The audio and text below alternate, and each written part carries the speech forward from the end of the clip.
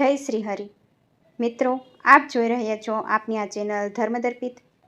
આજના આ વિડીયોમાં આપણે સાંભળવાના છીએ અષાઢ માસના શુક્લ પક્ષની એકાદશી કે જે દેવશયની કે દેવપોઢી એકાદશી કહેવાય છે। ચાલો જાણીએ આ એકાદશી ક્યારે છે, આ એકાદશીનું મહત્ત્વ શું છે, મુહૂર્ત શું છે, પારણ ક્યારે કરવાનું છે। આ દેવશયની એકાદશી મહત્ત્વપૂર્ણ એટલા માટે છે કે આજથી ચાતુર્માસનો પ્રારંભ થાય છે અને ચાતુર્માસના વ્રતનો સંકલ્પ થાય છે અને જ્યારે દેવ ઉઠની એકાદશી આવશે ત્યારે પારણ થાય છે। માટે દેવશયની એકાદશી આખા વર્ષ દરમિયાનની સૌથી મોટી એકાદશી કહેવાય છે। ભક્તજનો આખા વર્ષ દરમિયાન એકાદશીનું વ્રત કરી શકતા નથી।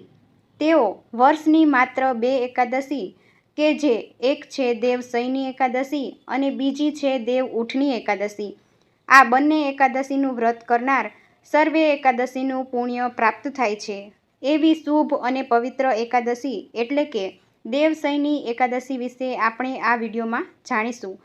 જો આપને આ વિડીયો પસંદ આવે તો ધર્મદર્પિત ચેનલને લાઈક કરજો, શેર કરજો અને આપ જો આ ચેનલ પહેલી વખત જોઈ રહ્યા હોય તો જરૂરથી સબસ્ક્રાઈબ કરજો।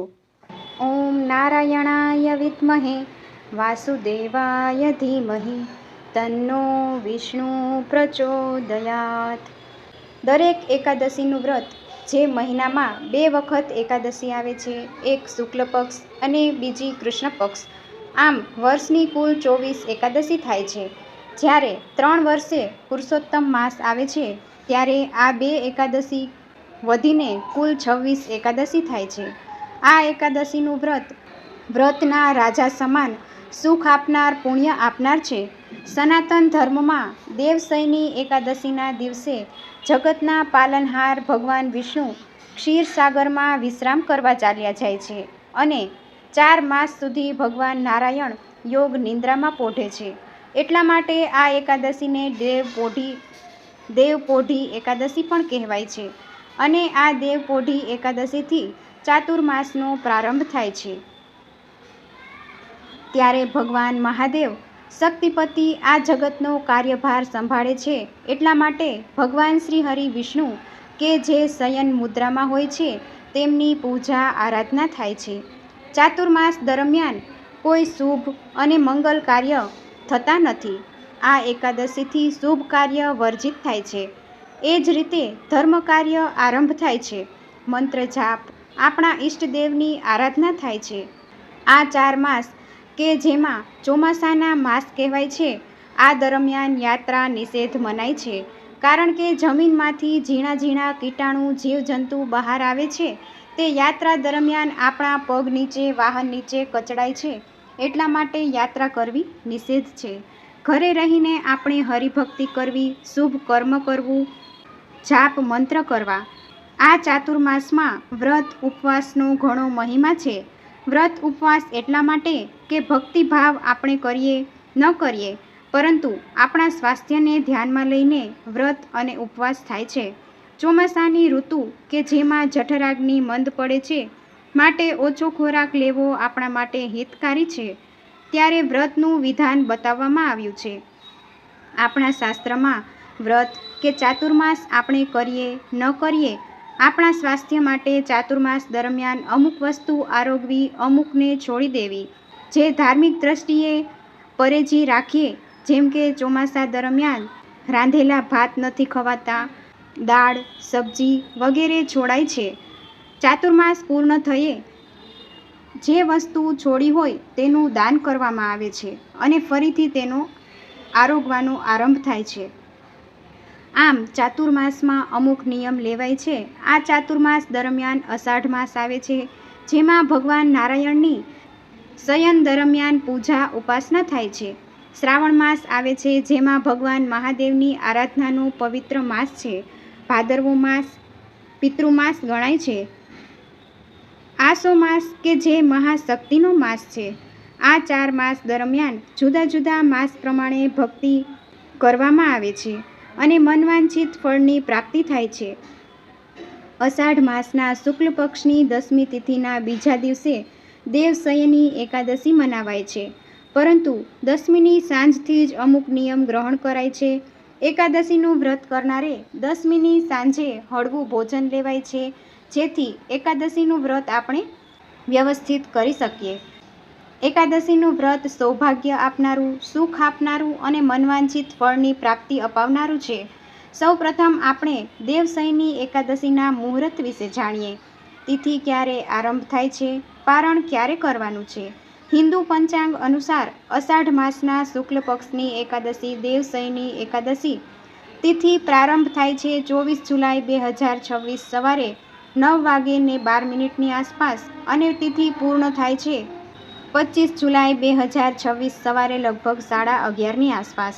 ઉદયા તિથિ અનુસાર હંમેશા એકાદશીનું વ્રત રાખવામાં આવે છે, માટે 25 જુલાઈ 2026ના દિવસે દેવશયની એકાદશીનું વ્રત કરવામાં આવશે. ભગવાન શ્રી નારાયણનું ધૂપ, દીપ, નૈવેદ્ય આદિથી પૂજન કરી સંકલ્પ લેવાય છે એકાદશીનો અને બીજા દિવસે દ્વાદશીના દિવસે પારણ કરવામાં આવે છે, કે જેમાં વ્રત છોડવાનો સમય 26 જુલાઈ 2026 સવારે 5:30 લઈને 8:30 વાગ્યા સુધીનો રહેશે. તો ભક્તો, આ એકાદશીનું વ્રત 4 પદાર્થની પ્રાપ્તિ માટે થાય છે: ધર્મ, અર્થ, કામ અને મોક્ષ.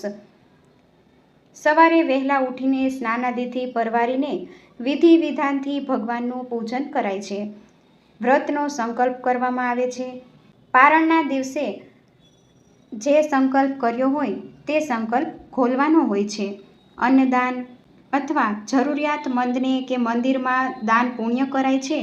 પશુ પક્ષીની સેવા કરવામાં આવે છે. આ રીતે દેવશયની એકાદશીનું વ્રત આરંભ થાય ત્યારબાદ ચાતુર્માસનો પ્રારંભ થાય છે. ત્યારબાદ ચાતુર્માસ જે પ્રારંભ થયો છે, ભગવાન વિશ્રામ કરે છે.